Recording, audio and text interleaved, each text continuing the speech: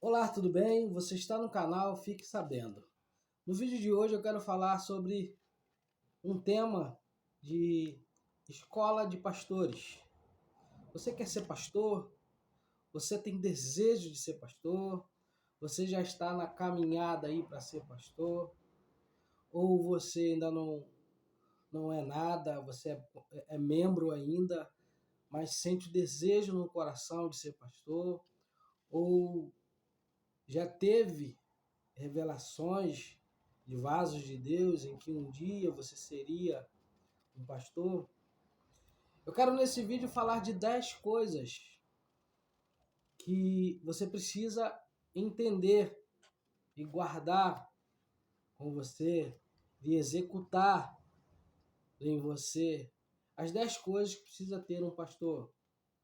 Eu sei que diante desses vídeos eu vou estar aí colocando mais conteúdo relacionado a esse tema, mas nesse vídeo agora eu vou colocar somente 10 coisas.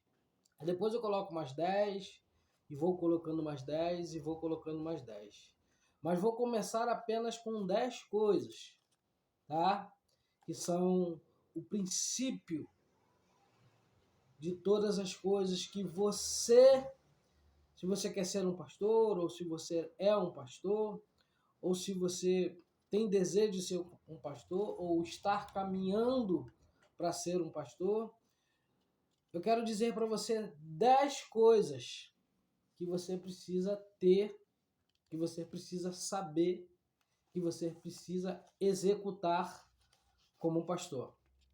Primeira coisa é você entender a sua chamada. Primeira coisa é você entender a sua chamada. Por que você precisa entender a sua chamada? Quando você é contratado para trabalhar numa empresa, você é contratado para fazer um serviço. Então você já entra já sabendo o que você vai executar e para que você foi contratado, para que você foi chamado. Então, a chamada de Deus na nossa vida como pastor, você precisa primeiramente entender a sua chamada para quando você chegar lá na frente, você não ficar assim, eu não sabia, ou, ou começar a deixar de fazer aquilo que é óbvio, aquilo que precisa estar em você como pastor. Para amanhã ou depois você não estar fazendo aquilo que você já era para estar fazendo. Então, quando você entende a sua chamada, nada vai ficar pesado para você, porque você já vem entendendo para que você foi chamado, a sua chamada.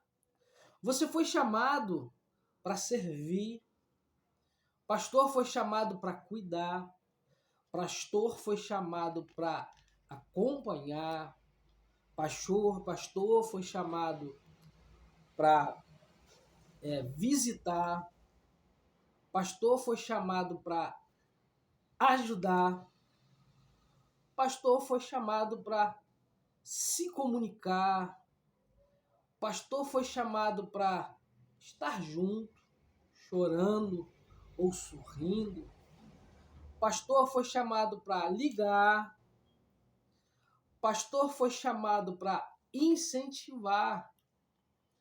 Então, todas essas coisas precisamos agarrar, de entender e praticar, porque são dentro dessas coisas que eu falei de princípio, que são os princípios que devem ter um pastor na prática, na área física. Os princípios de um pastor que é servir, de servir. A chamada do pastor é servir. Você precisa entender que você foi chamado para servir. A segunda coisa que eu quero abordar é o pastor, ele precisa buscar, mas buscar primeiramente o amor de Deus, porque ele vai precisar muito de amor, amor. Por que eu falo amor? Porque quando você vai lá em 1 Coríntios 13, vai te dar uma relação ali do que é o amor. Que o amor tudo sofre, o amor tudo padece, o amor é compreensivo, o amor entende, o amor não se arde em ciúme, o amor vai atrás, o amor ele se diminui para a pessoa crescer. Então, você precisa buscar o Senhor, se revertir do Senhor e buscar o amor. Você precisa estar levando uma vida de consagração, você precisa estar se separando para a sua vida espiritual. Porque cuidar de vidas, se você não buscar, se você não se separar, você vai naufragar.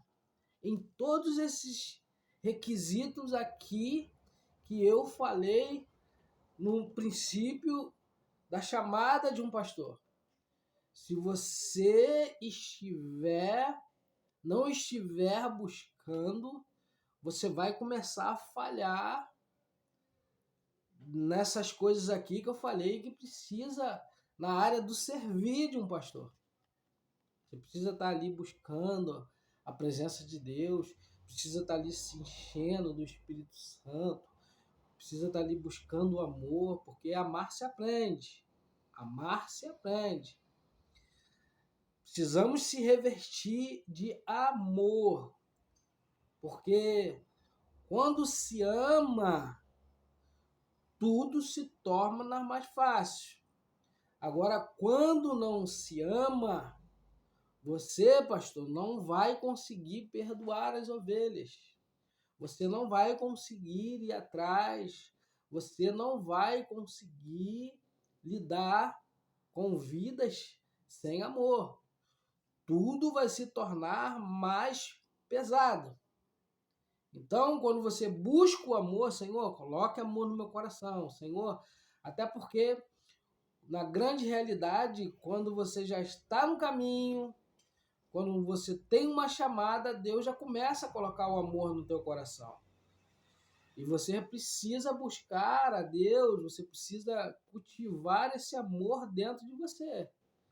Você precisa cada dia mais crescer em amor, olhar as pessoas com um olhar de amor, ter paciência, ter mansidão, ter domínio próprio, ter misericórdia, entendeu? Porque todas essas ferramentas você vai precisar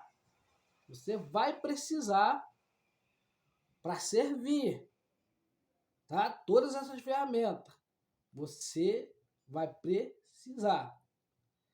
A terceira coisa é sobre a sua família, porque a sua família ela é o seu alicerce, a sua estrutura.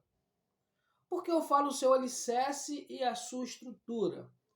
Porque um pastor, ele não vai bem, ele não consegue estar bem espiritualmente se ele não estiver bem com sua esposa, não estiver bem com a tua família.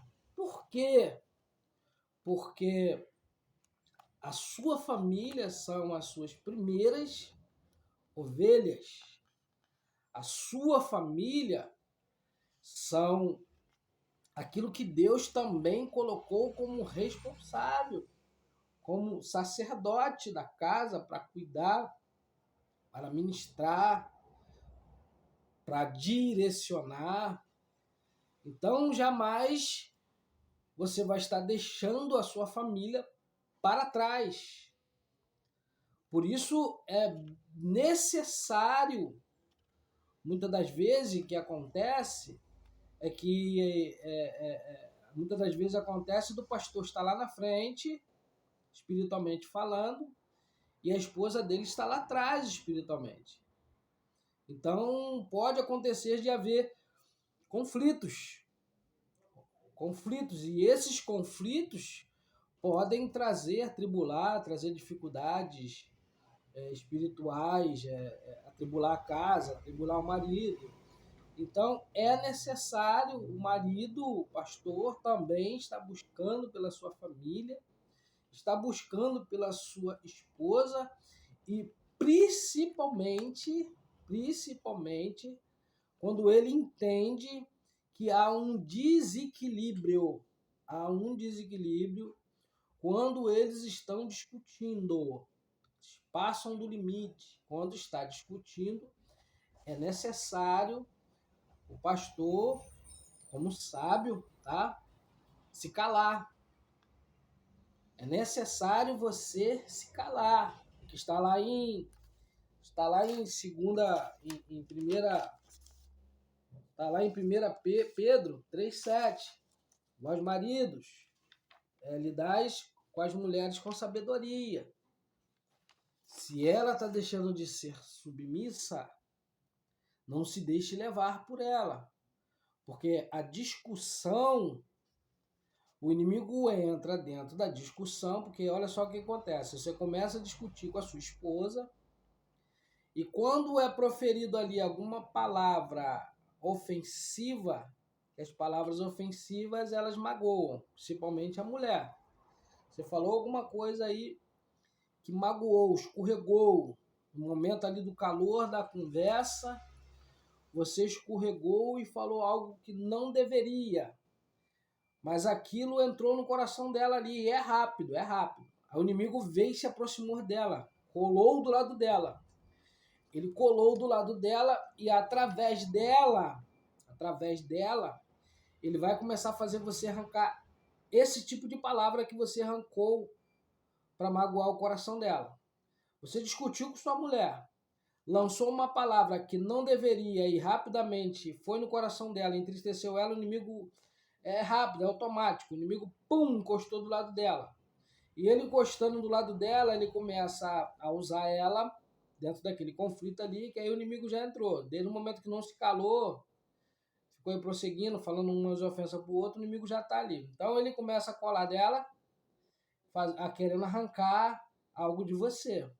E esse algo que ele tenta arrancar de você é a única brecha que ele tem para entrar em você, para gerar em você desânimo, desconforto, falta de paciência, gerar em você cansaço espiritual, e ele começa ali a trazer uma série de coisas para você. Porque através de uma brecha, ele consegue trazer um monte de coisas para você. Fracasso, você já começa a pensar em fracasso, aí você já começa a levar para um lado que não tem nada a ver. Você já começa a levar para o lado da igreja, começa a levar, estou visitando fulano, não vou não. Fulano está tendo paciência, você já começa a perder a paciência, às vezes por causa de uma brecha. Por isso que precisamos lidar com sabedoria. Qual é a sabedoria? Você percebeu que a sua mulher é uma mulher que não tem papa na língua. A mulher gosta de falar mesmo, ela vai para dentro, você se cale-se. Cale-se, sempre com mansidão. Porque uma vez que você use com ela sem palavras, o inimigo não tem poder de dominar o seu lar e não tem poder de dominar a sua casa, nem a sua vida e nem seu ministério. Porque ele pode ali, através de minar ali o casamento, o relacionamento ali em conflitos, dali ele já passar para a igreja. Tá entendendo? Dali ele já passar para a igreja. Estar atento aos filhos, porque eu creio, tá? Eu creio que existe represária sim, tá? Existem algumas pessoas aí dizendo que não tem represária. Existe represária. Para mim existe represária, porque teve até um homem de Deus que disse aí, até fez um vídeo aí, dizendo que não existe represária. Aí eu estava até citando um vídeo para ele, dizendo, poxa, na época das guerras do povo de Israel, o, o rei da Síria, ele sempre, toda vez que ele tramava alguma coisa contra o povo de Israel, o profeta ia lá e falava onde o exército estava esperando ali, o povo de Deus passar. O profeta sempre revelava ao rei. E um dia esse rei falou assim, poxa, toda vez que a gente trama alguma coisa contra o povo de Israel, ele descobre. Aí falaram para ele, ó, lá eles têm um profeta lá que fala pro rei. Eles foram atrás desse profeta, tá? Eles foram atrás desse profeta, até que seu moço Geazi olhou pelo buraco do quarto onde ele estava e viu aquele monte de soldado, e o profeta disse para ele, olha, orou o Senhor abriu os olhos do moço, e o moço viu que o exército que estava com eles era bem maior. Então, Eliseu, então, houve represária. Tudo aquilo que os discípulos passaram, tudo aquilo que os discípulos viveram, foram represária. Tudo aquilo que aconteceu na vida daqueles que resolveram abrir mão e quiseram servir o Senhor, represária. Represária. A morte que eles tiveram, martírio, é represária.